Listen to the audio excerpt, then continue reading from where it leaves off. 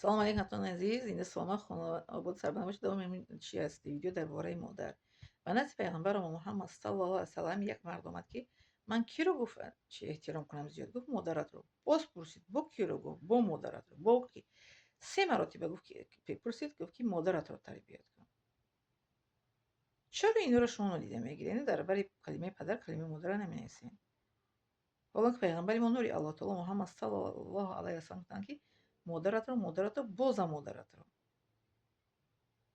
در روایت قرآن آمدگی در سوره لقمان هم که پدر و مادر چی نکنید در پیش اوف نگیرین و نکنید. خیلی این اصلا موضوع جداگانه است نسبت احترام پدر و مادرت، مثل که نگاه بینی پدر و مادر، لیکن مادر از پدر هیچ گاه باید جدا نکنید.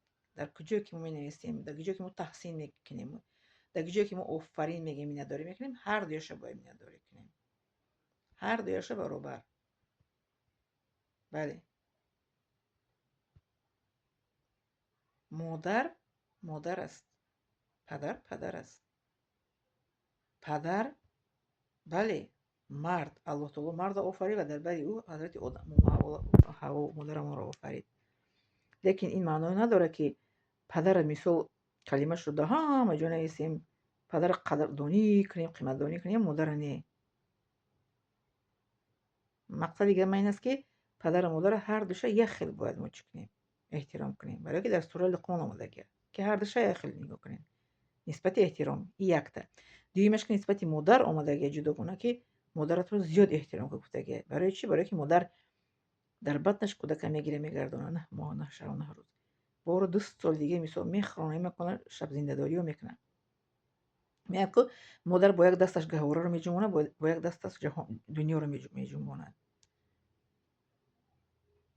به نزد عمر رضی الله عنه می آید که یک مرد میخوام که میگه که زن گیرم. عمر رضی الله عنه میگه که برای چی میخوای زن گیری؟ میگه که زنم باش دست پیر شده است، پژمرده شده است، من یک زن گیرم که ناز مرا وای کند، نگاه بین کند و مثل که دست پاچو که بیمولد مثل که مساج کند.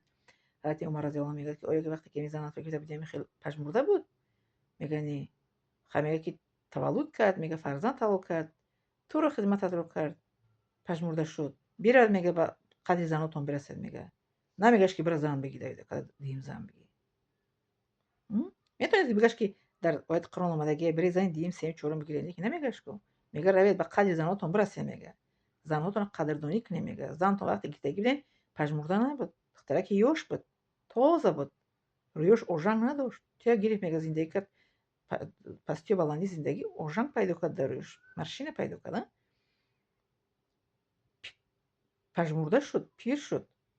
در خونه تو پیر شد، در خونه پدر مادرش پیر آوردگی نمیدیش کنم خسته. روی میگه به قدر زن همسرتون برسه. میگه عمر رضی الله عنه. حضرت عمر رضی الله عنه خلیفه بودن که همه طرف عدالت رای میکردن، عدالتانه رفتار میکردن، عادلانه رفتار میکردن. نسبت همسر احترام کردن همسر، نسبت آدما گوش نموندن، نسبت چی میگن وای کردن اسکو کورپسیا، پورا ندادن، رشوه ندادن، نسبت اینو، نسبت همه چی در زمانش عادلانه رفتار میکرد.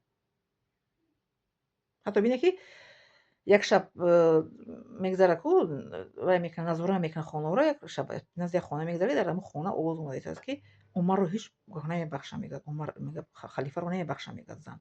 بعد میگه که اشاره کنی کنی بفهمی که این زن چی مشکلی دارد. میفهمن که او زن شوهرش وای بوده است، سرحد بوند است.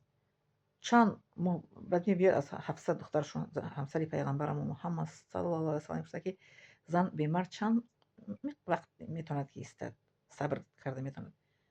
بعد میپرسه 3 ماه، 4 ماه، 5 ماه، 6 ماه. بعد میفهمه که چند ماه میتوند که ایستاده. از 4 ماه زیاد زن نمیتوند که به مرد ایستد. بله، فیزیولوژی زن طلب میکند. بعد روی میکنن جوی مرد هم شوهر هم زن ده و شوهرش بعد نزد همسرش میفرستن. دیدین چقدر عادلانه رفتار میکردن نسبت زن. اقلی زنتون برسین، زناتون در رفته زنی دیگه میگیریم نگین. مرد نمیگفت که تو سولار موشقتی در استی رفته ایستو، زن به شوهر در تاجیکستان ایسته. باز میان زناشون در تاجیکستان میان اینجا کیف صفا میکنن، زن دیگه میگیرن. فکر نمیکنن که زن زوج فیزیولوژی ارگانیسمش طلب میکنه. اینجا راحت میکنه، دم میگیره، با ملت بزرگش میگه که تو چی در بودن ما با کسی دیگه را یافتی ها با خیلی میگه طرحی زنش